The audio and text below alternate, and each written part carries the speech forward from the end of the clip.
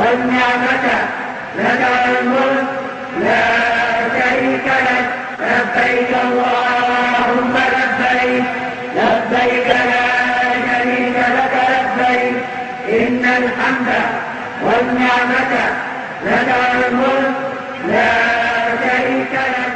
الحمد لله رب العالمين والعاقبة للمتقين ولا عدوان إلا على الظالمين وأشهد أن لا إله إلا الله ولي الصالحين وأشهد أن محمدا عبده ورسوله أما بعد. Mes très chers frères et sœurs en Allah, voici notre troisième partie concernant le pèlerinage. Nous avions précédemment, dans la partie 1 et 2, parlé des règles de bienséance à observer avant de partir au pèlerinage.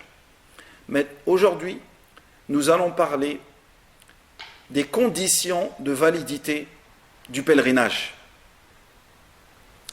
La première condition, c'est l'islam. Un non-musulman ne peut pas partir faire le pèlerinage. Car Allah subhanahu wa ta'ala nous dit dans le Coran, Ya ayyuhalladhina amanu, innama al-mushrikuna najasun fala yaqrabu al-masjid al-harama ba'da 'amihim hadha. Al-aya. Ô vous qui croyez, les associateurs sont impurs, qu'ils n'approchent pas la maison sacrée, la mosquée de la Mecque, après cette année.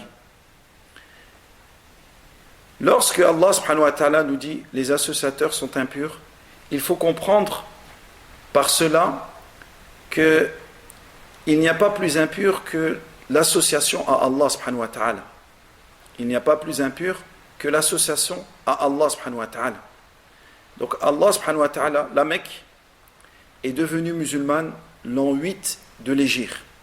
Et le prophète Mohammed sallallahu alayhi wa sallam a envoyé une délégation dont le amir, le responsable, était Abu Bakr l'an 9 de l'Hégire. Et Abu Bakr, il a envoyé Abu Huraira avec d'autres fidèles afin de dire aux gens, aux associateurs, qu'après cette année, après l'année 9, la Mecque ne serait plus autorisée pour les associateurs. Ils ne pourront plus venir à la Mecque faire le pèlerinage. Abu Huraira, il nous dit أن أبا بكر الصديق بعثه في الحجة التي أمره عليها رسول الله صلى الله عليه وسلم قبل حجة الوداع يوم النحر في رهط يؤذن في الناس ألا لا يحج بعد العام مشرك ولا يطوف بالبيت عريان. Abu Bakr, il dit que Abu Huraira radiallahu anhu dit que Abu Bakr l'avait envoyé avec un groupe de fidèles un an avant le pèlerinage d'adieu, le jour de l'Eid, afin de dire aux gens, il n'est plus permis aux associateurs, il n'est pas permis à l'associateur après cette année de faire le pèlerinage. Et il n'est plus permis aussi de faire le tawaf, la circumambulation, tourner autour de le Kaaba tout nu.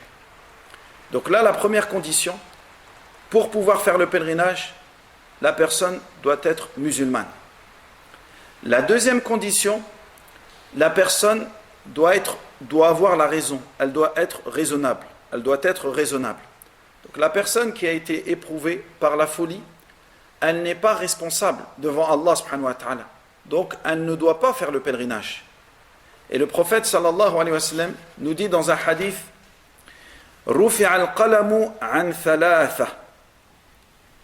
عن النائم حتى يستيقظ وعن الصبي حتى يحتلم وعن المجنون حتى يعقل.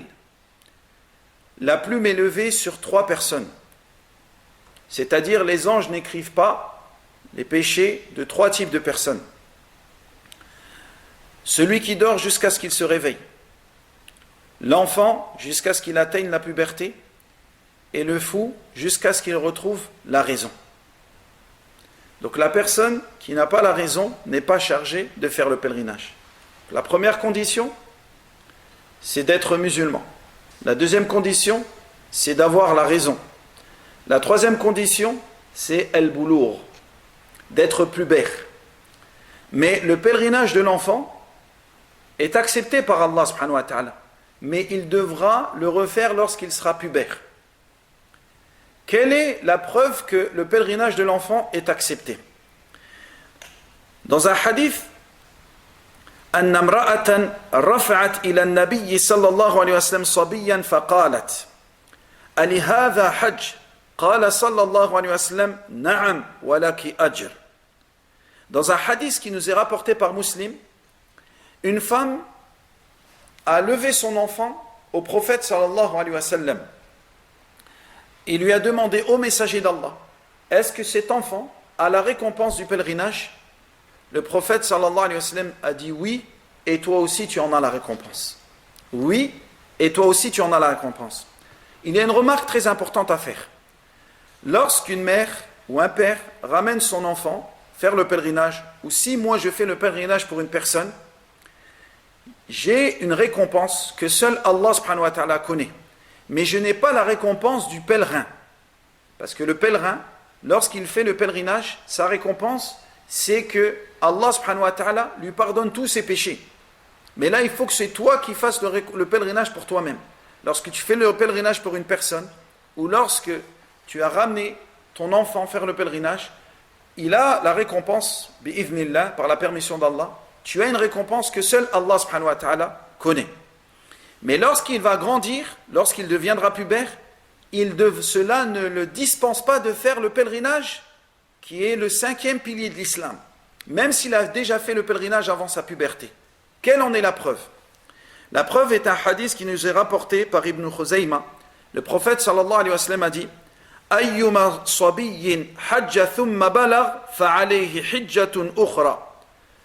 Tout enfant qui a fait le pèlerinage et ensuite devient pubère, il devra refaire un pèlerinage.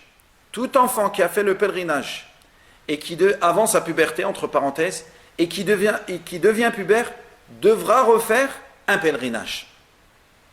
Et le hadith, il est rapporté par Ibn Khuzayma. Et l'imam al-Tirmidhi, il dit وَقَدْ أَجْمَعَ أَهْلُ الْعِلْمِ. Les savants sont d'accord. أَنَّ الصَّبِيَّ إِذَا حَجَّ قَبْلَ أَنْ يُدْرِكْ فَعَلَيْهِ الْحَجِّ إِذَا أَدْرَكْ لَا تُجْزِي عَنْهُ تِلْكَ الْحِجَّةِ عَنْ حِجَّةِ الْإِسْلَامِ. L'imam al-Tirmidhi, qu'Allah lui fasse miséricorde, il dit les savants sont d'accord pour dire que l'enfant, s'il accomplit le pèlerinage avant d'être pubère, cela ne le dispense pas de faire le pèlerinage de l'islam, c'est-à-dire le pèlerinage qui est le 5e ou le 4e pilier de l'islam. La 4e condition, c'est, même si maintenant on ne voit plus, c'est des cas exceptionnels, mais quand même on le cite parce qu'il est cité par les savants, c'est la personne doit être libre. Un esclave, s'il fait le pèlerinage pendant qu'il est esclave, il devra refaire un pèlerinage lorsqu'il est libre, à l'instar de l'enfant. Car le prophète sallallahu alayhi wa sallam a dit وَأَيُّمَا عَبْدٍ حَجَّ ثُمَّ عُتِقْ فَعَلَيْهِ حِجَّةٌ أُخْرَى. Tout esclave, et le hadith l'est rapporté par Ibn Khuzayma, tout esclave qui a accompli le pèlerinage, donc durant sa période d'esclavage, ensuite a été affranchi, il devra refaire un pèlerinage. Il devra refaire un pèlerinage. La 5e condition, que tout le monde connaît, c'est avoir la capacité de faire le pèlerinage. Avoir la capacité physique, avoir la capacité financière, car Allah subhanahu wa ta'ala nous dit dans le Coran وَلِلَّهِ عَلَى النَّاسِ حِجُّ الْبَيْتِ مَنِ اسْتَطَاعَ إِلَيْهِ سَبِيلًا. Et c'est un devoir envers Allah pour les gens d'accomplir le pèlerinage pour celui qui en a les moyens. C'est-à-dire s'il a les moyens physiques et s'il a les moyens financiers pour pouvoir partir et pour pouvoir vivre aussi là-bas. Certains savants aussi ont rajouté une 3e condition, c'est d'avoir la capacité de voyager. D'avoir la capacité de voyager. Car certains de nos frères, malheureusement, qui sont dans des pays, qui vivent dans des pays en guerre, ne peuvent pas voyager. Même s'il a les moyens physiques, ou il a de l'argent pour pouvoir aller faire le pèlerinage, mais le chemin, il n'y a pas la sécurité pour pouvoir se rendre à la Mecque accomplir le pèlerinage. Donc ces gens-là sont excusables. Ces gens-là sont excusés car il n'y a pas la sécurité pour pouvoir se rendre à la Mecque. Et il y a une question ou un point que les savants ont évoqué, c'est ce qu'on appelle en arabe an-niyaba. C'est le fait de faire le pèlerinage pour une personne. Beaucoup de savants ont autorisé ou ont dit une personne qui a l'incapacité, al-ajz, il a l'incapacité physique de faire le pèlerinage, mais il a les moyens financiers. Par exemple, il a une maladie incurable, il ne peut pas voyager pour faire le pèlerinage. Mais il a les moyens financiers, lui va faire un niyaba. C'est-à-dire, il va charger une personne de faire le pèlerinage à sa place, une personne qui a déjà accompli le pèlerinage, bien sûr, de faire le pèlerinage à sa place. Pour faire le pèlerinage à sa place. Parce que lui n'a pas la capacité physique, mais il a les moyens financiers. Par exemple, une personne qui est trop vieille, elle ne peut pas se rendre à la Mecque, ou une personne qui a une maladie, qui l'empêche de voyager, de faire les rites. Donc cette personne-là, s'il a les moyens financiers, il va charger une personne qui a déjà accompli le pèlerinage pour faire le pèlerinage à sa place. La preuve en est le hadith de Abi Razin al-Uqayli أنه أتى النبي صلى الله عليه وسلم فقال يا رسول الله إن أبي شيخ كبير لا يستطيع الحج ولا العمرة ولا الظعن يعني السفر قال صلى الله عليه وسلم حج عن أبيك واعتمر. Abi Razin al-Uqayli, il est venu voir le prophète sallallahu alayhi wa sallam en lui disant: ô messager d'Allah, mon père est un vieil homme, il n'a pas la capacité d'accomplir le pèlerinage, ni la umrah, ni de voyager. Le prophète sallallahu alayhi wa sallam lui a dit: accomplis le pèlerinage à la place de ton père et fais la umrah à sa place. Accomplis le pèlerinage et la umrah à sa place. Et dans un autre hadith, il y a une femme, جاءت امرأة من خثعم عام حجة الوداع قالت يا رسول الله إن فريضة الله على عباده في الحج أدركت أبي شيخا كبيرا لا يستطيع أن يستوي على الراحلة فهل يقضي عنه أن أحج عنه قال صلى الله عليه وسلم نعم. Une femme est venue voir le prophète sallallahu alayhi wa sallam en lui disant: ô messager d'Allah, l'obligation d'Allah sur ses serviteurs d'accomplir le pèlerinage a atteint mon père. Et il est une personne âgée. Mon père est une personne âgée. Il n'est pas capable de se stabiliser sur sa monture pour pouvoir voyager. Est-il valable que je fasse le pèlerinage à sa place? Le prophète sallallahu alayhi wa sallam a dit oui. Même une personne maintenant qui serait morte. Donc les savants qui soutiennent cet avis, ils disent même une personne qui serait morte, qui n'a pas accompli le pèlerinage et qui a laissé des biens, on doit prendre une partie de cet argent-là pour accomplir le pèlerinage, qui est un ordre d'Allah subhanahu wa ta'ala, pour accomplir le pèlerinage à sa place. Donc c'est une question sur laquelle il y a une divergence, mais nous n'allons pas rentrer dans cette divergence. جاءت امرأة أو ماتت امرأة مات امرأة فسألت ابنتها النبي صلى الله عليه وسلم فقالت إنها لم تحج قط أفأحج عنها قال صلى الله عليه وسلم حج عنها. Une femme est morte et sa fille est venue voir le prophète sallallahu alayhi wa sallam en lui disant: ô messager d'Allah, ma mère n'a jamais accompli le pèlerinage, puis-je faire le pèlerinage à sa place? Le prophète sallallahu alayhi wa sallam a dit oui. Donc il faut savoir que pour pouvoir accomplir le pèlerinage à la place d'une personne, il faut que cette personne soit dans l'incapacité physique de le faire. Deuxièmement, il faut que toi qui veux accomplir le pèlerinage à la place de cette personne, tu aies déjà fait le pèlerinage. Troisièmement, il faut que certaines personnes ou certains savants rajoutent cette troisième condition, Si la personne est morte et qu'elle n'a pas accompli le pèlerinage, il faut qu'elle ait eu l'intention d'accomplir le pèlerinage. Donc ça, c'est l'avis de certains savants, et c'est l'avis de certains savants. Il y a une sixième et dernière condition qui concerne les femmes.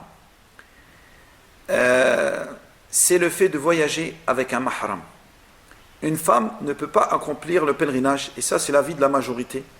Une femme ne peut pas voyager, tout simplement, sans qu'elle ait un mahram. Son père, son frère, donc son mari, son grand-père, son oncle maternel, paternel, ou l'un de ses neveux, ou son fils. Donc un mahram, un homme qui ne peut pas l'épouser, qui est pubère, bien sûr. Donc le prophète sallallahu alayhi wa sallam nous a dit: La tusafir al-mar'atu illa ma'a dhi mahram. Une femme ne peut pas voyager sans un mahram. La tusafir al-mar'atu illa ma'a dhi mahram. Une femme ne peut pas voyager sans un mahram. Donc une femme qui veut accomplir le pèlerinage, il faut qu'elle ait un mahram avec elle. Et on sait on va quand même le citer, que chez certains savants, le fait d'avoir un mahram n'est pas une condition, surtout chez les malikites, cela n'est pas une condition pour que la femme puisse faire le pèlerinage. Donc, min bab al-amana, car cela est un dépôt, on le cite quand même, que chez les malikites, cela n'est pas une condition. À partir du moment où il y a une bonne compagnie, la femme peut partir faire le pèlerinage. On demande à Allah subhanahu wa ta'ala qu'il accepte de nous nos bonnes actions et qu'il nous pardonne nos péchés. أقول هذا وأستغفر الله لي ولكم وصل اللهم على محمد وعلى آله وصحبه وسلم تسليما والحمد لله رب العالمين.